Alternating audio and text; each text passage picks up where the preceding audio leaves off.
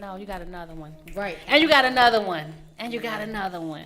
You know? And when I think about isn't that funny? Like people ask me that, and I'll be like, "Oh, I hope I don't have." You know, one. isn't that funny though? Like, yeah, it is. I mean, whatever God would want me to do, I would do. Oh yeah. You know, and He blesses you, like I said, in that obedience and moving in that time and moving with the shift. Like when the shifts happen, you just gotta keep moving. You just gotta keep moving, even when you ain't ready. And I'm a prime example of a person who I am never ready, but God makes me ready. Yes. You know, if it was up to me, I would just be like home watching Family Guy, you know, laying on the couch. But, you know, because I have to be obedient and move with the shift, I just do it.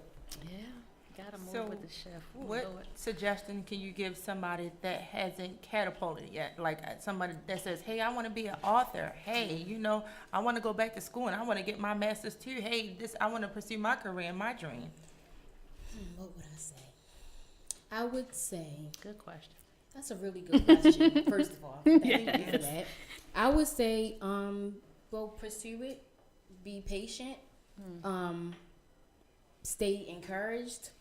I would say nothing comes overnight. So even for me, like when people, it's always funny to me when people would say like, Jazz, like, oh my God, you got a degree, you got this, you got that. Like, I be want to say you see the ending, but you don't see the journey and you don't see the beginning.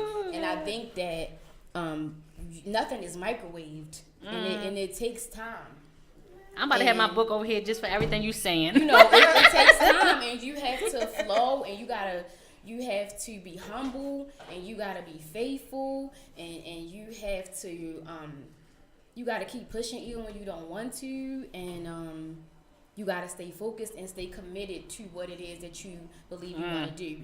When I was in college and graduate school and all of that stuff, I didn't necessarily want to keep going, but because I saw the light at the end of the tunnel, I just kept following it, even when I didn't want to and even when I was too tired to. And in between that, I have 3 kids. Wow. I have 3 kids, so even when I'm exhausted, because I see that light at the end of the tunnel, I just got pressed. It's just pressing, you know, and not going by what you see to finish at somebody. You don't know what it took to get there. Just keep pressing, you know. That's like my back pain. I'm not being smart. It is hurting. However, the end result is amazing. Amazing. And I was sitting here like, should I cancel it? This is amazing to even hear and to be able to encourage others that are doing things that may even be procrastinating, that may even have doubts. You know, fear. We have all these things that set in. Why? Because I always go spiritual, but the enemy they don't want you to make it. They don't want you to prosper. They don't want this book to come out. They don't want this job to happen. They don't want this program to happen. So you're going to have obstacles. And I love the fact that you just said, you know, just staying faithful and focused and committed, and that is something that we must do in order to get anything done. That's why I asked what are some things that you can inform us about, because I do know you have to dedicate time. You have to stay committed and be consistent. Right, and then another thing that I also want to say is not allowing your feelings to dictate how you want to pursue this thing, because your feelings will psych you out every time. You can't be led by what you feel like doing or how you feel, because your feelings will have you stagnant for 10 years. Yes, because you was in your feelings. I didn't feel like it. I was tired. They get on my nerves. They make me sick. For real, tunnel vision keep you focused. Yes. I mean, like. Yes. I have 1 million feelings throughout one day, 24 hours. But I just be that's I'm not me. going to go with my feelings. I'm just going to press toward the mark. You know, we want to go deeper than that. You know, pressing toward what I know God has for me. And the other thing is when you was talking about like haters and the enemy, I ain't even seeing that. I ain't seeing them, and I ain't seeing that. That's not something that ever gets my attention. Like, I never think about that, because God matters. God is, if God created me for this, He pulled me through all my obstacles to get me to here. Why am I going to worry about who said this and who hating on this and And I ain't worried about the devil either. Mm-hmm. Because if he is giving me a fight, it's because God gave him permission to. And I'm just going to have Can Honey. you say that again, please? I had to Honey. just, I'm going to have to just put my head down and deal with Y'all it. wasn't ready for this show. Wait a minute. I wasn't ready. Go ahead, Jessica. And I'm just saying, you Listen. just gotta put your head down. I be just sometimes it be Listen. weeks that you just be like, Uh-uh. it's gonna be one of those weeks. All I There's my umbrella. do is shake my head and just like you just have to let it go. I just know that sometimes when I hear with others, they're just little things can discourage you, and that used to be me. Now I'll cut you off in a heartbeat. Like that, if it's a distraction or smoke screen, just push it to the side. I wanted to say this because you just really encouraged me, but I wanted to just let you know that this is God's way. This is God's purpose for our lives, all of us. But this is listen. Hopefully, you all can come out to SNS Lounge this Saturday. Vital Magazine did a phenomenal interview on myself and other community leaders. The tickets are $20. And even if you can't come, you can still purchase a ticket in support of the networking event.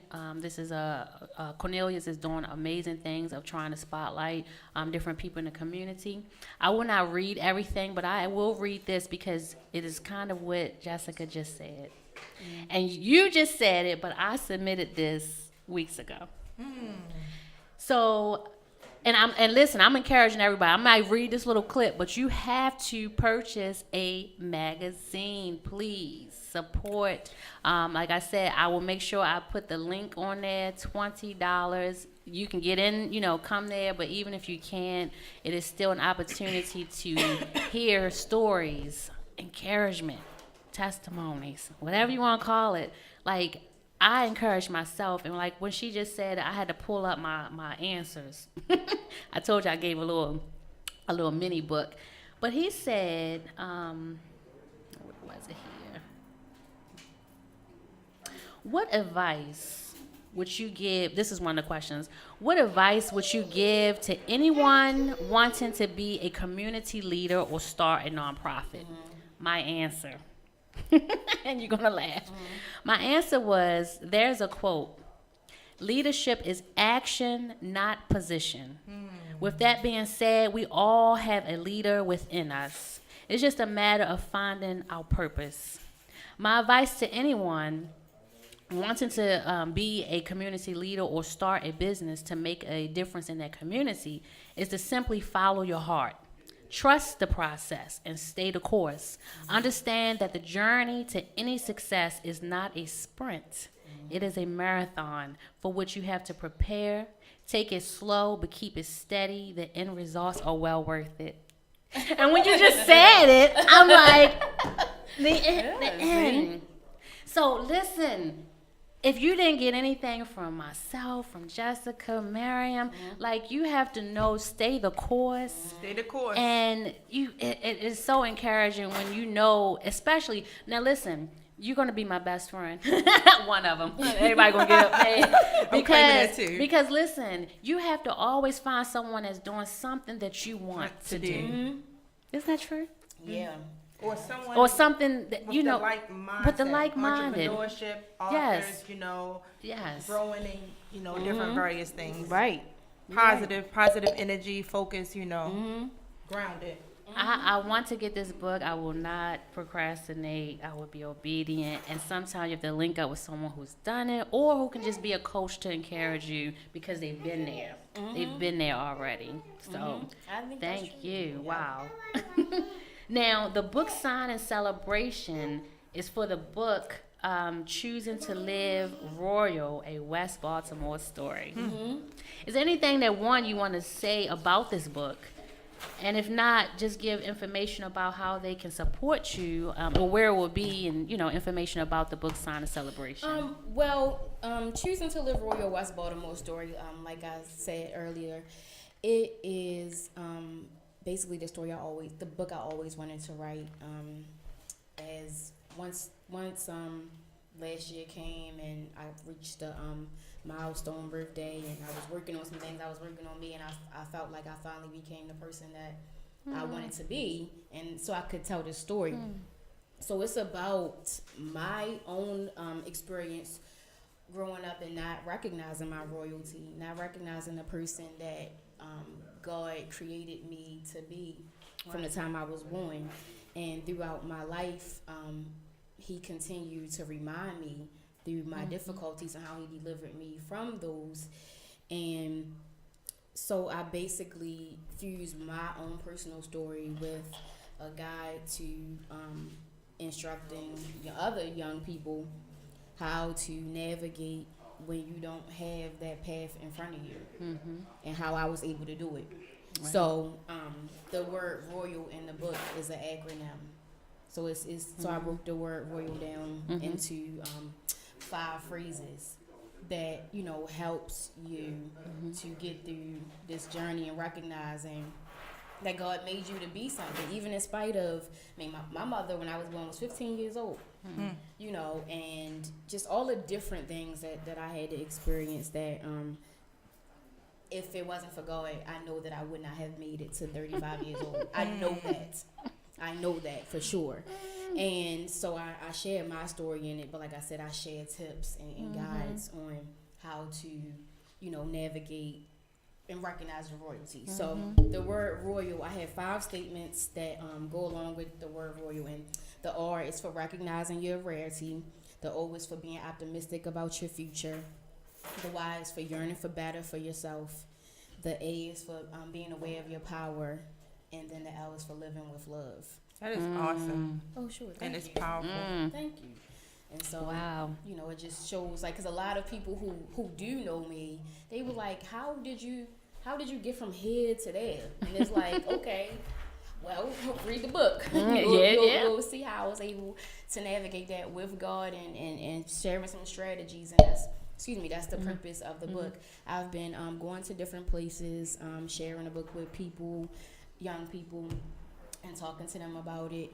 And specifically ones who live in the same conditions I lived in, impoverished communities where you got family members, caregivers using drugs, caregivers that might be neglecting you, caregivers that might not be showing you the support that you need, dealing with inferior school systems, dealing with violence in your community, dealing with oppression and environmental oppression and racism, and dealing with all of the different things that people are contending with in this time.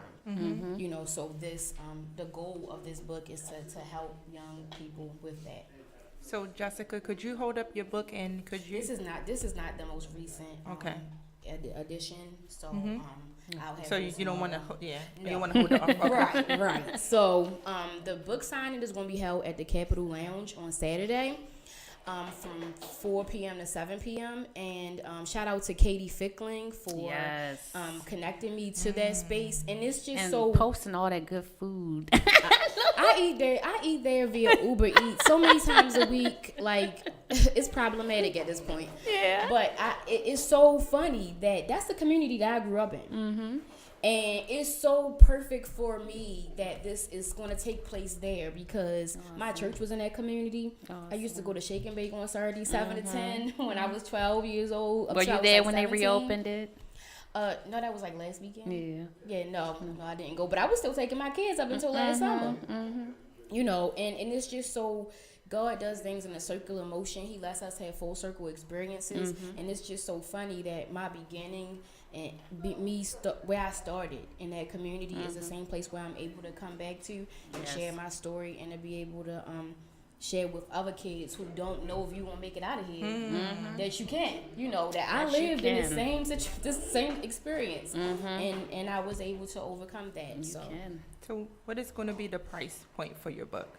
Oh, it's $15. Okay. And it's on. You can also purchase it on. It's all of both of my books are on Amazon.com, and you can get it via paperback, and then you can get it on Kindle. Okay. I'll probably do Kindle. Options. Yeah. So I like that. I like to be able to use different channels, BarnesandNoble.com, different things like that. So. Good. Now, speaking of Capitol Lounge, we're doing something, and I guess I'll be posting it soon, but we'll be doing something next month there with Devin Walker. So he's a film. Oh, the guy that did the filming for, is that the guy who did the filming during Probably. the I gotta uprising? remember. I know he did one. I'm not sure, but he did a documentary. So it might be it, the Baltimore Love. So he did a documentary, and he'll be doing the I don't even know if it's called like the filming, but he's going the premiere or something. But he's going to be having it there, and we're going to do a discussion. Okay, So I'll be one of the speakers there, and just discussing things that we can do to continue to move our city forward. Yes. As a community. Yes. And not to knock, anyone that, city officials and all of that, but we have to want to see a change Yes. as a community. So Yes. big shout out. And I said that only because, Capital Lounge, Black owned, Capital Lounge is doing some great things in the community. And I see it all the time, and I've supported that good food once or twice, but I'm always sharing it. I just love the fact that they're bringing back. First of all, they're bringing the unity, Yes. and they're putting back into the community. Right. So I love that. Anytime I see that, I'm all on it. So I love that. Now, I like to kind of go a little more personal, if you like. But can you just talk about, you said you have 3 small children. Is there anything else that, you would like to tell the community or the world about yourself as Jessica? As Jessica, as my personal self, Yes. not really. Or just things you like to do, Oh. or which your Well, profession, or One anything. thing that I did want to share, She said not really. about my personal self. Oh, no, really. not too But- deep, but like maybe something Yeah, that. so one of the things that I did want to share, because I haven't publicly shared this yet, but because we now have a social media page, I'm comfortable with sharing this. I'm a member of a newly formed coalition so myself and a sister by the name of Kalela Harris, we are founding co-chairs of a newly formed coalition of Black folks that are committed to improving education in Baltimore for Black children. Okay. That's a wonderful cause. Yeah, Yes. it's folks from all over the city that represent different organizations, where we're working together to own a narrative about what it takes to educate Black children in Baltimore. We are working to prepare families to demand what to expect for their children, and to hold city and state leaders accountable for what that looks like. And so we Awesome. formed late last year, and so we're working on a cohesive agenda for what our work is going to be. Okay. And the difference between our organization and some others is that we're a research-based coalition, and we're Black-led. And so it's, Black folks around the table looking and creating an agenda to improve improve education in Baltimore City, Awesome. in the state of Maryland. So Wow. So, what I hear you pretty much saying is that since it's research based, it's not what you think what it should be. It's Absolutely it's not. very strategic, and this is what the Black children need, and this is why they need it, because this you is have what to, data says. And absolutely. so, one thing for me, Jessica, as a person, I'm a data-driven person because I like evidence, and I like me evidence too. that things have worked. And so that is why I'm proud to be a member of CBLE. So that's one thing that I, wanted to share about myself. And you said CBLE, but Yes. the listeners share with the acronym. Coalition of Black Leaders in Education. Okay. So like I said, we just recently launched our Facebook page yesterday. And so look forward to hearing more about our work. And they can go and follow the They page can and like the page. And so it will share. So on our page, we share articles and information about our platform and about education and what it looks like for Black children all over the country at this moment. Data from different scholarly articles, things like that. So So one of the things that Restoring the Village Project does, and I just wanted to say that and offer the opportunity, is that we build community partnerships. So if there's something that you would love to, to do, there's no cost or anything into that. It's just building to say, hey, we want to be a part of, and I always say movement, but just movement of moving the city forward. So right now we have about 200 community partnerships. Basically, like I said, there's nothing attached to it. What happens is that I truly believe that we have a lot of resources out there, but we need to know where to find those things. So on our Restoring the Village Project website, the rtvproject.org, we have a list of all of our community partners, and there's a link on each person, each organization that will link you straight to their website. So when people ask me questions, it used to be, well, I'll try to answer the question or and I say, go to their page, find the link, and go straight to their page and contact them directly. But we still wanted a hub where everybody can find everything they need. So you let me know. I definitely will. And we can add that on there. I love just the cause and everything that you're doing. I think that's very important, and the fact that it's a research base is awesome, because it's not like just your personal feelings. Right. And my over the course of my career, I've always been an evidence-based clinician.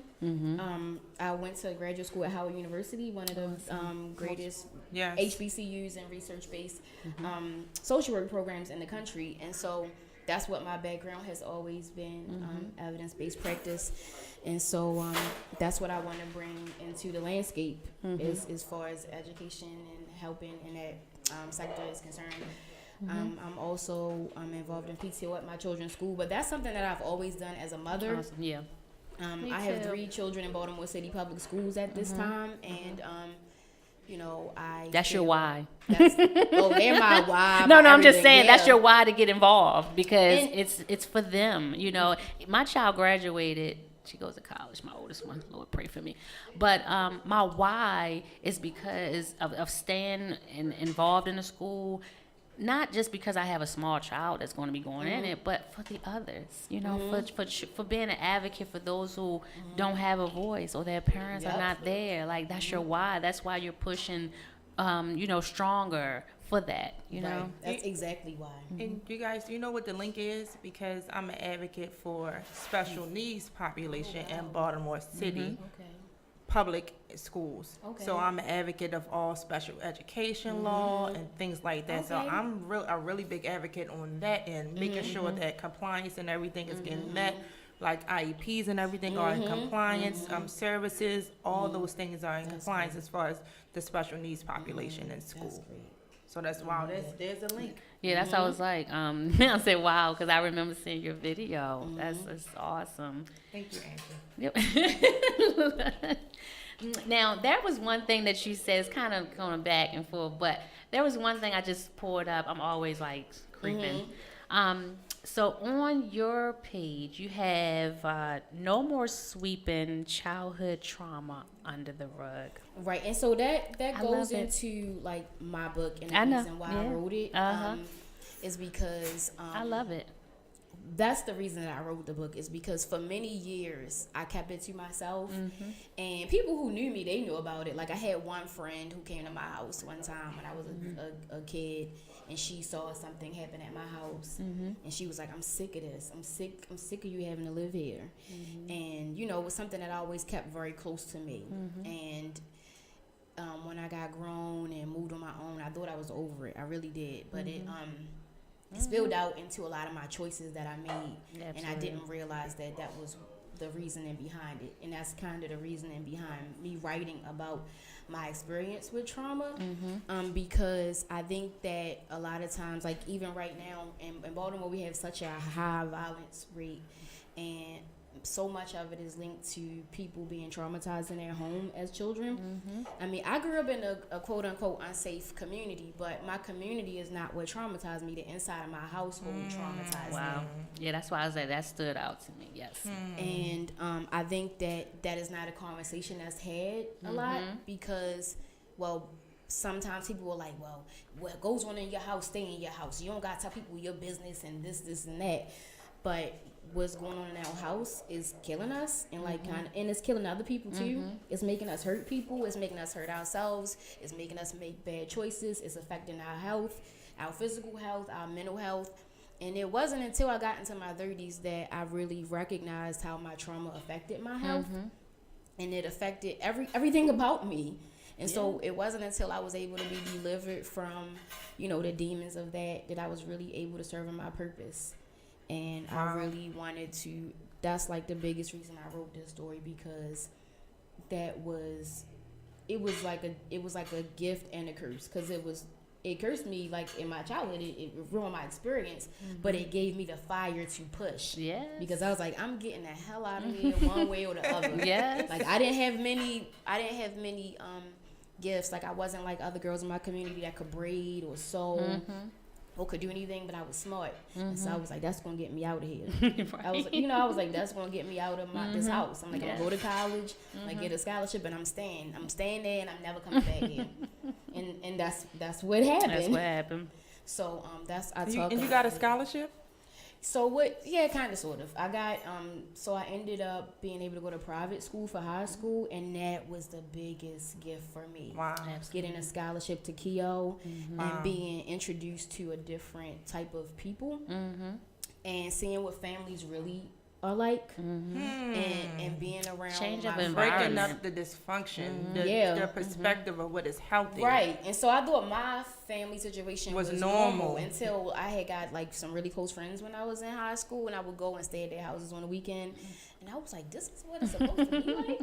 And I would just study them. I would just study their families. I would watch what their mother would do, what their father would do, and I was like, this is how it's supposed to be. But you made a great point, because and I don't know, like, not to say your family or mine, but in general, like, some families or households are, we say, dysfunctional, but that's what they know. So it's back still of that cycle, breaking it.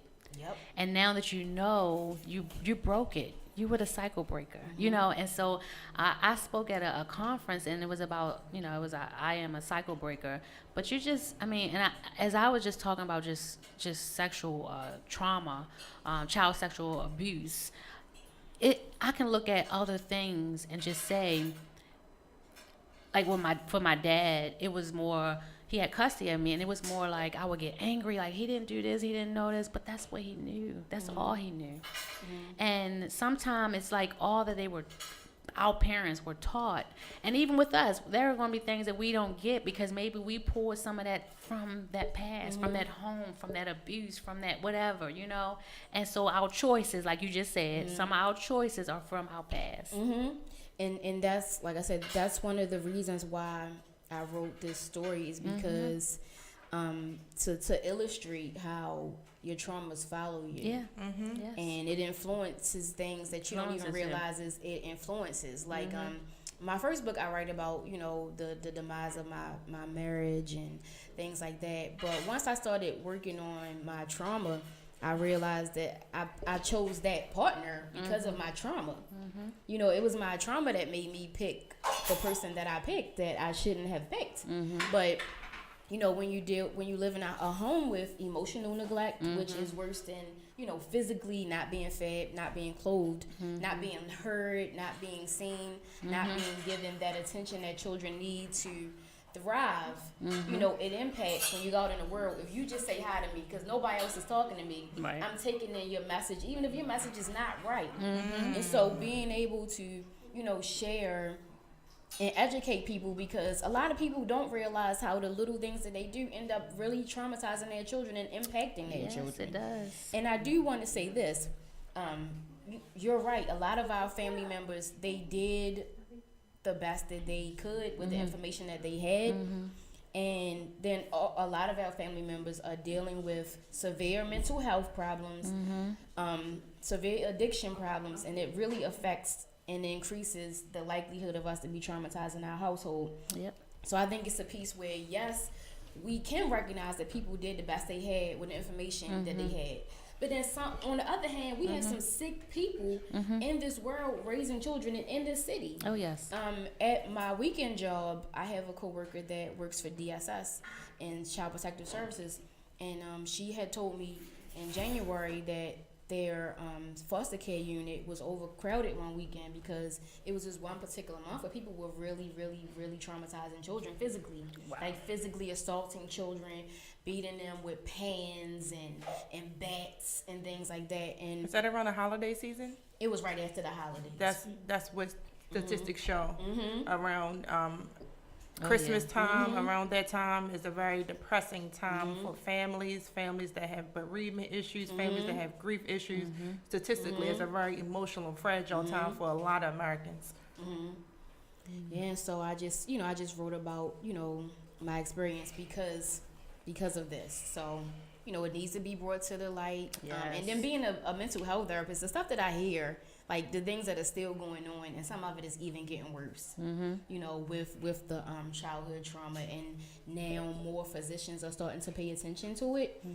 It was a TED talk of a pediatrician in Massachusetts that talked about ACEs, and that's adverse childhood experiences, and how it affects our life cycle moving forward. So people with a higher amount of adverse childhood experiences, as they grow older, they are more likely to have like diabetes. They're more likely to have heart disease. They're more likely to have issues with severe anxiety. They're more likely to have issues with addiction. They're more likely to have issues with violence. And so that is why I wanted to put this out there. Like, Right. this is, you look at a 50-year-old and you like, he's just a mess. He just is a drunk, and he's sorry, and he's this and he's that. And sometimes you ask him about his past. Oh, and yeah. he'll tell you a story about They're my mother holding used on. to yell at me, and I wasn't fed in my home. No one Oh, listened yes. to me. No one, no one cared for me. And so, Yeah, I would talk to my dad, and he would just basically he would talk about things from his past or things he haven't let go. And so that could have been a reason, hey, I need a drink, or like that's my numbness, I need to, or my anger, or whatever, or why I could not settle down. I mean, there are so many things. It could be relational, there are so many reasons because, my father, he had both parents, and I'm like, well, what, but still, we don't know what a person is holding on and what their choices. And sometimes it follows because of something else. I always talk about that cause and effect. Like, we see the effect of violence and effect of whatever, but we got to get the cause and the root to everything. But you know what, Angie? It's kind of ironic because in a situation where there's a single parent, a lot of times I've seen it over and over again where the child raises issues with the parent that's actually present. Yes. The child has even more issues with the parent that had stayed and took care of them to the best of their capability and knowledge or whatever, and they have less issues with the parent that for whatever reason they're not present. Some of their own reasons decided to escape the responsibility of being present.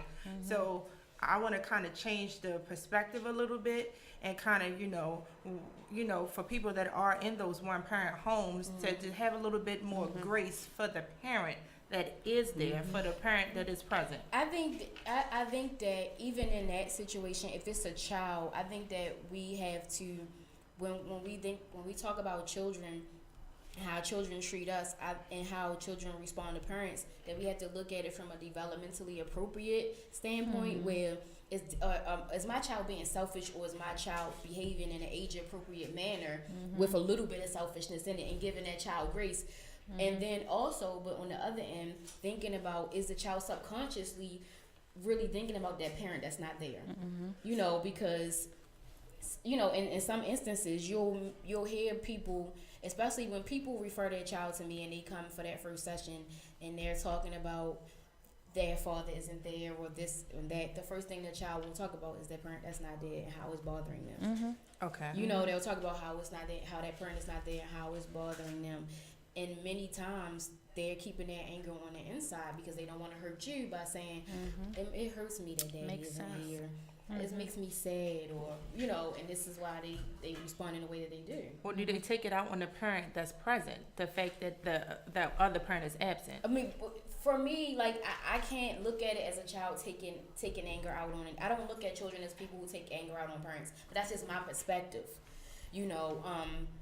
because I think of children as children. And like I said, in all of their behavior, is it age appropriate? Is it developmentally appropriate? So if they're acting out, even if it's one of my children, I'll step back and I'll be like, okay, let me see if this is developmentally appropriate, if they're being angry with me about whatever, and I just deal with it. I don't ever think of it really as my child is taking something out on me. Now I will piggyback. We had a young man on the show, I don't know, months ago, but he basically said, in public at one of the events, but he basically said he wanted to just thank his mother and apologize for anything. So I get what Mariam is saying, because he was a teenager. He was angry that his father wasn't there, and he did things rebellious to go against his mother. Right. But I think he realized it. And he realized, well, I don't know when, but I realized that it was hurting and harming his mother, and I don't know if he actually saw it at that moment when he was acting out. We didn't go into details, but he did thank his mother, and I mean, they were crying. I was all in tears, but I don't know the history. I just know that she will always say how he was acting out. Whatever got to him to say, yes, I was. And the things that he did, missed, his father absent. And I think that also brings into account like what we need to do when we see our children acting out. I think that for some Black families, it's a last resort to take your child to therapy instead of the first one. Yeah. And I think that even in spaces, they shy away from therapy. Right, and for me, like that's my first step. Yeah, like if my it's not bad. It's not bad. Yeah, it's not bad. And I think that it works. It really works. And I think that when our children present in a certain way, like if our child is being angry a lot, our child is sad, and we can't get to the root of that issue, that we need to get them the help that they need. Oh yes. And pursue therapy. I mean, in the state of Maryland, if your child has medical assistance, you can get you can get a lot of therapy. You can get weekly sessions, with your benefit. So, pursuing that, and like you take your child to get the pediatrician, you take the child to dermatologist, take them to the therapist, take them to a psychiatrist. If there's some behaviors that are going on that you're concerned about, because you might not be able to understand, but maybe someone else can. Absolutely. And I've had one of my children has been in therapy for 5 years. Absolutely. And so I practice what I preach. Some, things started showing up, and I was like, okay, let me make this appointment. And it is okay to go. Like with all the trauma that is going on in our city, I know a lot of children are not in therapy. And some don't feel like they should go, or parents don't feel like they're, nothing's wrong with my child. But, PTSD, depression, all of that, especially when a child has lost their father, uncle, brothers, or maybe they saw someone close to them that they looked up to, or, anything. We just don't know. We can say that it's not affecting them. But, a lot of things could be affecting them, and we don't know. So it is always good. Sometimes it's even good to even get them set up. Even if therapy is not an option or you don't feel like it, mentors are wonderful. Anybody that can take the moment to listen, because half of them only want someone to listen. That's like the best therapy there. They just want to listen. There's no medication. I don't want to say against it, but I will say I don't think that should be the first thing. I do want to say that, when it comes to the depression and all of that, sometimes they just want someone to listen to, and they don't feel like they have anyone. And that's just from me being a, PTA president at Mervo. Just sometimes we have little listening sessions, and it's the best thing. Now you have, hey, Miss Angie, because you took the time. Maybe that, not to say a parent don't have the time, but maybe that parent works so many hours and just don't have the time to even notice that there's a problem. And I think that's a good thing that you brought up. In Baltimore, I think that we have so many resources, especially in terms of mentoring children. And then a newer thing that I'm noticing is more mother circles to provide support to mothers, because I think that sometimes we have a lot of women-run households. So you got to work, you got to pay the bills, you got to do this, and so you need support for you. And so having those mother circles where you can be around other mothers that advise you, that you can run stuff down to, and they can give you tips on how to manage this issue. And I know a really good friend of mine that I was a Mocha Moms for many years, which is a mom's group. Yeah. Okay.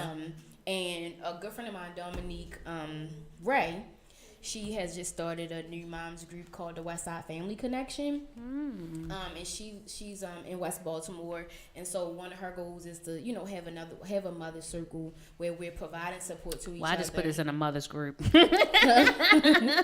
And so providing support to each other and giving each other tips and being able to have that outlet, like, girl, I don't know what's going on with Sean, with little Sean today. Yeah. He's showing out. I don't know what's going on, but what do Little you Sean. think?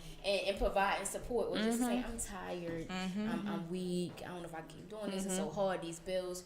So I think that we have to cover each other, cover the children, and also cover the mothers, and then cover the fathers, having different circles for people to have support. Absolutely. Wow, we just went from the author. That's why I just said I said I was tapping into that personal, because I know you have it, and you will be able to help a lot of people in the community. Not only the book, but your insight as a parent, as a social worker, so much. And a lot of times we sit here and we and this is one thing I love what Miss Kim Trueheart does. Oh, I love her. She talks about investing in the parents. Yes, that's like I'm all about her. That's like the investing in best parents thing. movement. Miss Kim, you're gonna come on the show one day. Yes. But I love the fact that we do miss that sometimes, and then sometimes as parents we miss to take the part of taking care of ourselves. We are the nurturer. We want to help the community and we want to help our babies, and we forget about ourselves. Right. And I think that when you forget yourself, you're forgetting everybody else too. Because how can you be a caregiver for yourself, your children, your community, if you don't take care of yourself? Yeah. I mean, it's difficult to me when I see a person who that walks in the healing realm and that walks in the community-based realm, and they don't practice good self-care. Yes. I wonder how effective their work can be if they don't provide their self with that correct care. How can you have that insight Self-care. into being that practitioner that you want to be if you're not giving yourself that self-care?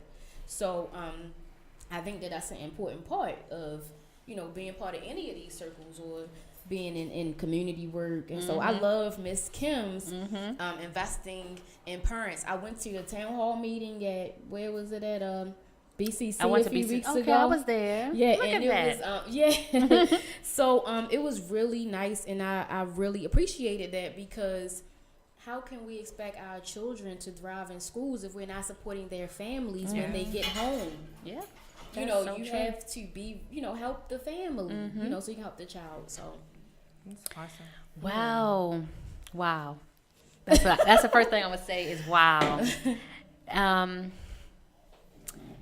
Let me just tell you, just because I have to say it, because my child just dumped off the papers next to me. Her initials is wow. Her initial. your baby is? Yes, her initial is wow, and I just said wow. I want you to know that, and I'm going to say this only because of, and it's kind of going to go off of it, but when I had I have a 18-year-old and I have a 3-year-old. When I found I was pregnant with my wow, I said, God, wow, this can't be true. And so this is how I'm going to end this.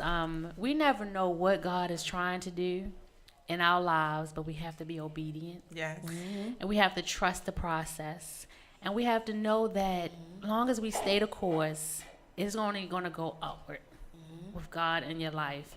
And so she's the best thing it's happened. Of course, my 2 girls, we love them. We talked about investing in parents, so we got to make sure we take care of ourselves in order to take care of our babies and the community and so forth. So she just spilled some things over, but Uncle Diamond K, he's just smiling at her. But she's a doll, and the initial, I made sure that I had that wow, because God continues to give us wow moments. We may not understand, like even with me running for an office, I never in my wildest dream thought that I would try to run for something, and no matter what the outcome would be, it's a wow moment, and it's a trust. and not a delay. And so again, I just want to just say, you know, continue to have your wow moments, continue to trust God for whatever it is, whether it's to write a book, to get involved in the community. Restoring a village is just that. We're trying to restore our village, and it's going to take everyone, every organization, every person, every parent, every child, every. And so we want to thank you for tuning in each and every Tuesday. Thank you. Miss Jessica having me. Faunleroy. I had to make sure I said. Make sure you go to her book signing. Could you let the people know how they can contact you? You can contact me on Instagram at JL Inspires and also on Facebook at JL Inspires. Okay. And I have a YouTube channel also, JL Inspires. That's the easiest way, right? Yep. And So- we'll make sure that we post it, know, Sure. on our page. Great. I want to thank my co-host, and I've got one more minute. I want to thank my co-host for this is our first time, and I'm truly honored to have her, and I'm ready for just going forward every Tuesday. So Miriam, thank you so much for coming. I'm gonna let you end the show if there's anything you want to say, or just to do the outro for us. I just want to, reinforce what everyone has been saying and just capitalize on moving forward.